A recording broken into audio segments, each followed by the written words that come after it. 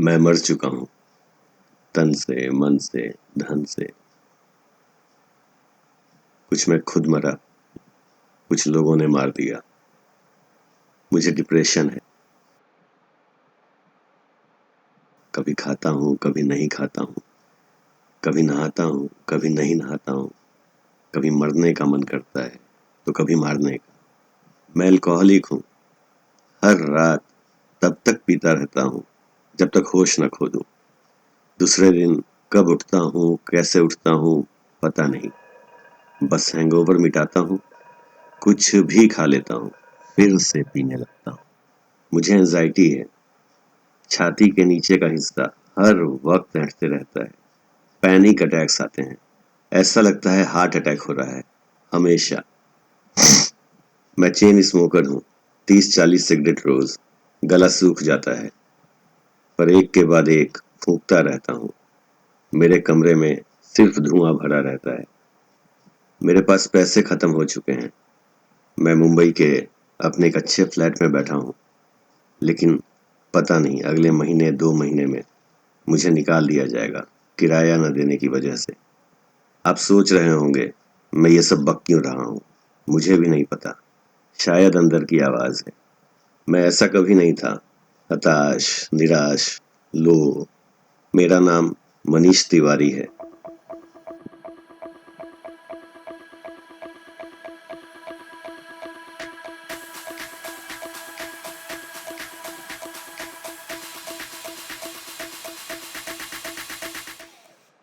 ये मेरी 2 साल पहले की फोटो है, और ये 2 महीने पहले की।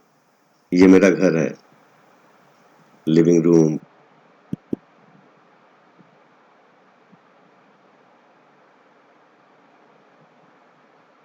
किचन,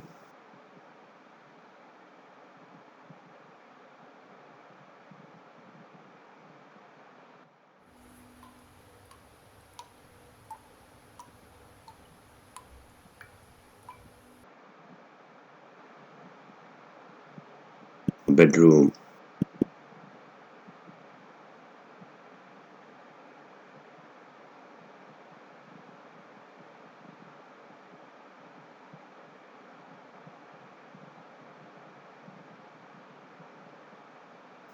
यहाँ तक कि पूजा का कमरा। हर कोने में डिप्रेशन, शराब, सिगरेट और मायूसी की छाप है। मेरी पर्सनल और प्रोफेशनल लाइफ एकदम सही जा रही थी। एक फिल्म बनानी थी जिसमें टैलेंटेड एक्टर्स थे, लेकिन कोई स्टार नहीं था, इसलिए फाइनेंसर्स ने रिजेक्ट कर दिया। मैंने क्राउड फंडिंग सोचा, शुरू किया। मोमेंटम भी धीरे धीरे बन रहा था। तभी एक मुसीबत ने मेरे पूरे परिवार को जकड़ लिया। मेरे सीधे साधे परिवार वालों की कोई गलती नहीं थी, लेकिन मुसीबत का क्या, प्रॉब्लम का क्या। आना था, आ गई। उसको तो फेस करना ही था। यहाँ शुरू हुआ मेरा और मेरे परिवार का एक संघर्ष, जहाँ बहुत लोगों ने साथ दिया। मेरा उन सबको तहे दिल से धन्यवाद। मैंने अपनी नीयत हमेशा से ठीक रखने की कोशिश की है, लेकिन शायद नियति यहाँ मेरा इम्तिहान ले रही थी, और उसमें मैं एक इंसान के तौर पे शायद हारने लगा था, जिसका मुझे अंदाजा भी नहीं था। मैं पीता तो पहले भी था, अब ज्यादा और रोज पीने लगा। मेरे दिमाग को दारू पीने का बहाना मिल चुका था। कुछ समय लगा, प्रॉब्लम सॉल्व हुई। अब मेरे सामने 2 ऑप्शंस थे, दोबारा फिल्म शुरू करूं या लोगों से माफी मांग के छोड़ दूं। मैंने दोबारा फिल्म शुरू करने की ठानी, लेकिन मैं अनभिज्ञ था कि मेरे शरीर में ऊर्जा उतनी नहीं बची थी। मेरा फोकस भी हिल चुका था। दारू और सिगरेट ने अपना असर दिखाना शुरू कर दिया था। मैंने शाम होने का इंतजार करना शुरू कर दिया था, कब शाम हो और मैं बोतल खोलूं। मैंने खुद से बहाना बनाना शुरू कर दिया था। डेस्परेट होना शुरू हो चुका था। जो काम सामने आया उसको लपक लिया, वो मेरी पसंद का हो या ना हो। जो इंसान सामने आया उससे चिपक गया। सोच नहीं मिलती थी, लेकिन चिपक गया। जहां सोच नहीं मिलती वहां काम नहीं बनते, वहां बर्बादी होती है। शराब बढ़ती गई, सिगरेट बढ़ती गई। एंजाइटी ने कब पकड़ा पता ही नहीं चला। मैं हमेशा से talented film makers, philosophers, thinkers, अच्छे लोगों के साथ रहता था। उन लोगों से एक एक करके संपर्क छूटता गया। अब छोटी सोच वाले फेक लोगों से घिरने लगा था, जिन्होंने सिर्फ बातें बनाई, मैं ये कर दूंगा, मैं वो कर दूंगा, भां भां भां। मुझे सब दिख रहा था, लेकिन मैं अनदेखा करता गया, बहता चला गया। एक प्रोजेक्ट के लिए हाँ कर दी। इसमें शामिल लोग और चैनल का बदनाम बैकग्राउंड मुझे पता था, फिर भी हाँ कर दी। और शुरू हो गया एक भयानक सफर, कुछ विकृत लोगों के घटिया षड्यंत्रों का। मैं इतना मूर्ख था कि मुझे पता भी नहीं चला कि मेरे पीठ के पीछे क्या चल रहा है। किसी को कुछ फायदा नहीं होने वाला था, लेकिन फिर भी हर चीज तोड़ दी गई। बचे हुए थे तो कुछ रोते बिलखते चेहरे, कुछ लोग जिनका करियर शुरू होने के पहले ही खत्म हो चुका था। मुझे उनकी चित्कारें सुनाई देती थीं, लेकिन कुछ गलत निर्दयी लोगों के कानों पे जू तक नहीं रेंगी। उनका घमंड, उनकी सतही सोच, उनका छलावा, सब कुछ ले डूबा। मैं असहाय खड़ा देख रहा था, पर अभी भी मेरी नीयत साफ थी, लेकिन शरीर और मन छिन्न हो चुके थे। मेरा पीना और बढ़ने लगा, पैसा खत्म होने लगा। वो लोग जिन्होंने मुझे कुछ पैसे देने थे, उन लोगों ने मेरा फोन उठाना बंद कर दिया। तथाकथित दोस्त, रिश्तेदार, अपने लोग, सब ने पहचानना बंद कर दिया। वक्त के साथ उनका चेहरा बदला, बात बदली, व्यवहार बदला। जो खुद को मेरा अपना कहते थे, वो अब मुझ पे हंस रहे थे, सामने भी पीछे भी। मेरा फोन अब बजता नहीं था, बजता था तो धमकी, गाली या पैसे मांगने के लिए। मैं अलग थलग पड़ चुका था। मेरे अंदर का ओरिजिनल मनीष, जिसका सब पे भरोसा था, जो सबकी मदद किया करता था, वो अब और चुप रहने लगा। मैं घुटता चला गया, पीता चला गया। लोग मुझसे कतराने लगे। उनको लगता था कि कहीं मैं पैसे ना मांग दूं या कुछ काम ना बोल दूं। मैं कंप्लीट डिप्रेशन में चला गया। अभी भी हूं, कुछ भी अच्छा नहीं लगता था। अपने कमरे से बाहर नहीं आता था। मुझे चलने में डर लगता था गिर जाऊंगा। एक बार एक अंकल से बात की तो उन्होंने डांट दिया, डिप्रेशन, क्या अनाप शनाप बक रहे हो। वो समझ नहीं पाए। मैं चुप हो गया। एक दोस्त को बताया तो वो हंसने लगा। मैंने बात टाल दी, फिर कभी किसी से कुछ नहीं बोला। मुझे लगा लोग हंसेंगे, मेरा मजाक उड़ाएंगे। ऐसे ही मेरा इतना मजाक उड़ रहा था।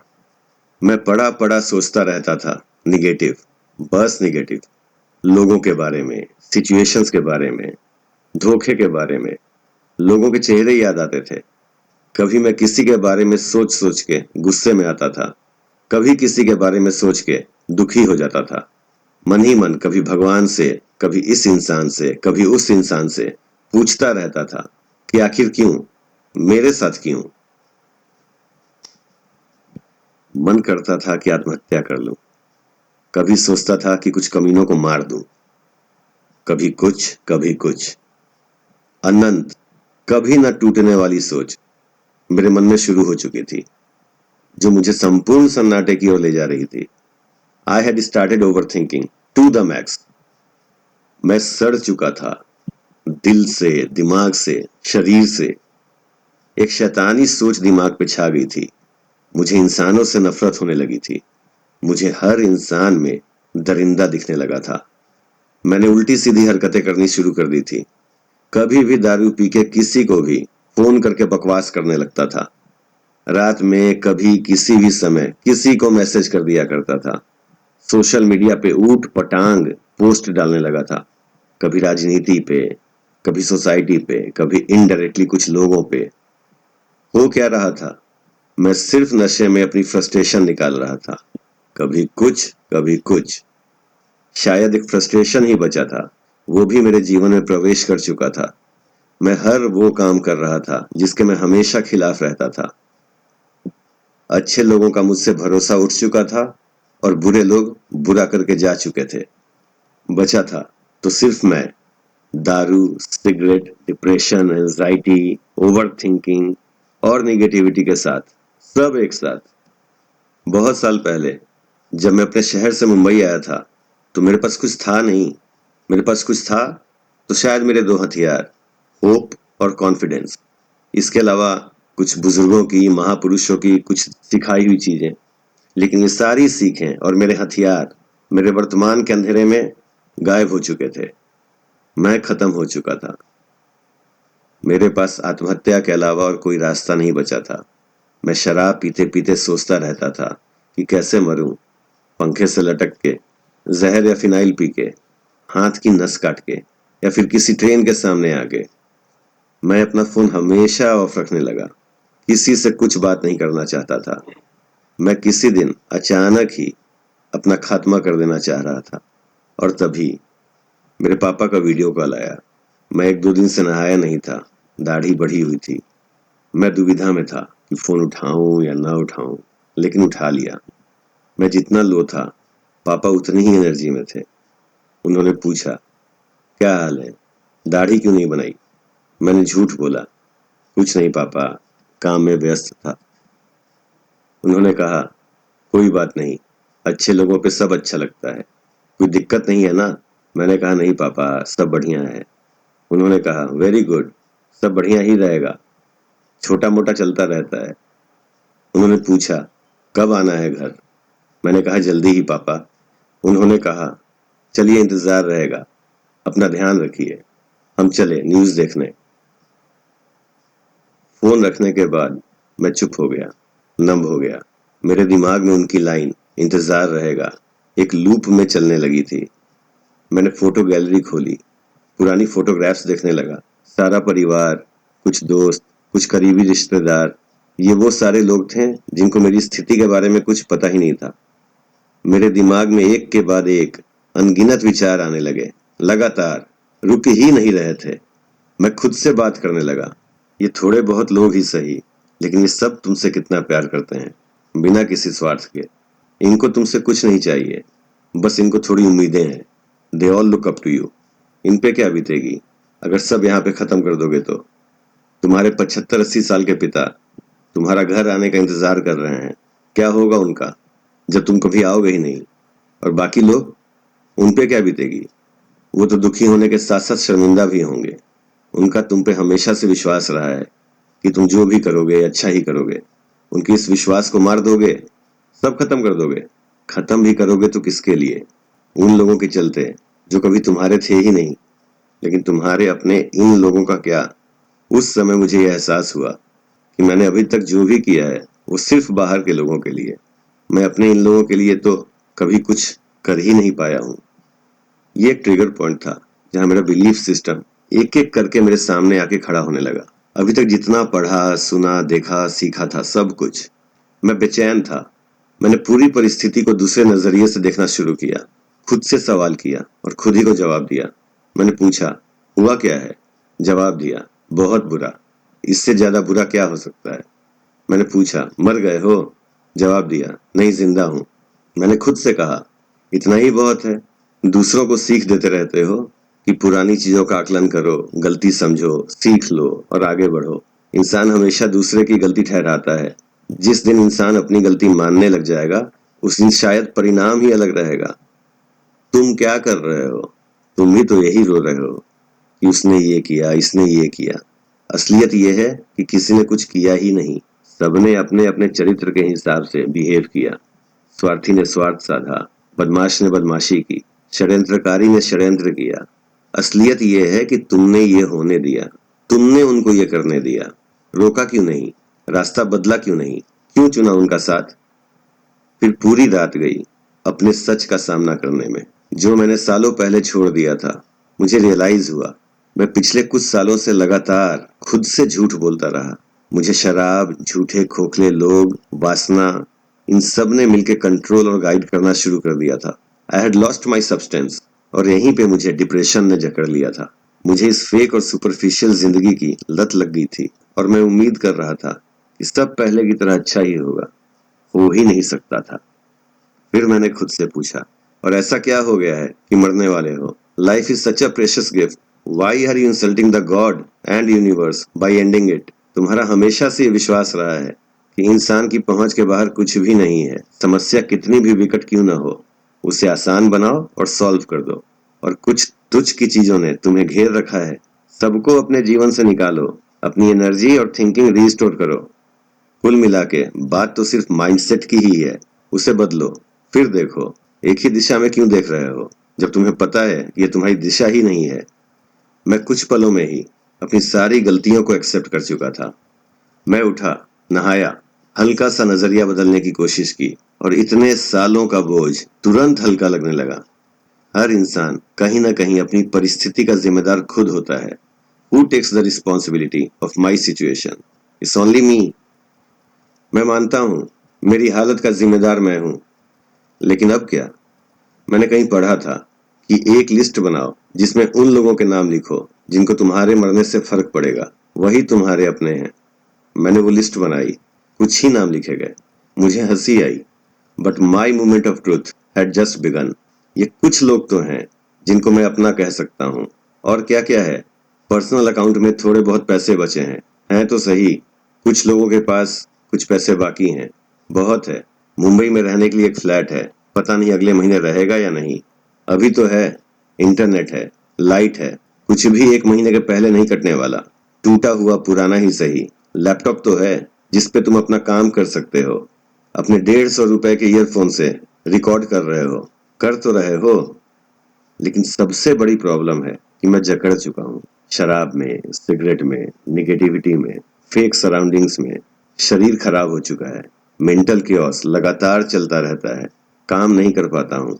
17 जून को ऑलमोस्ट सारा ऑडियो रिकॉर्ड कर लिया था और आज 1.5 महीने से ज्यादा हो गया है। एक वीडियो नहीं कंप्लीट कर पाया हूँ। काम करने की आदत छूट चुकी है। लेकिन दूसरा पहलू है कि थोड़ा समय लगा, परंतु बनाया तो सही। 15 जून को सिर्फ एक पॉजिटिव फोन कॉल आया और 20 जून को मैं ये चैनल खोल चुका था। शायद उस तारीख के आसपास मैं मर चुका होता या ऐसे ही दुखी आत्मा बन के पड़ा रहता। आज 3 अगस्त है और मैं चैनल लॉन्च करने के लिए तैयार हूँ। पिछले 1.5 महीने में मैंने सिर्फ 20 दिन शराब नहीं पी है। इतने से ही शरीर में हल्का सा परिवर्तन लग रहा है। मैं अपना सब कुछ खो चुका हूँ, लेकिन 2 चीजें अब भी मेरे पास हैं, मेरी आशा और मेरा आत्मविश्वास। जो होता है वो अच्छे के लिए होता है, ये भी अच्छे के लिए हुआ होगा। तो चलिए एक प्रयास करता हूँ। जो घर ढह चुका है उसको एक एक ईंट जमा करके बनाने की कोशिश करता हूँ। बोलना आसान होता है, करना मुश्किल। करके देखता हूँ। जो कुछ भी हमारी किताबों ने, फिलोसफर्स ने, गुरुओं ने, ग्रंथों ने सिखाया है, मैं उसको सिर्फ दिमाग में रखने की जगह प्रैक्टिस में लाता हूँ। हर एक बुराई को एक अच्छाई से बदलता हूँ।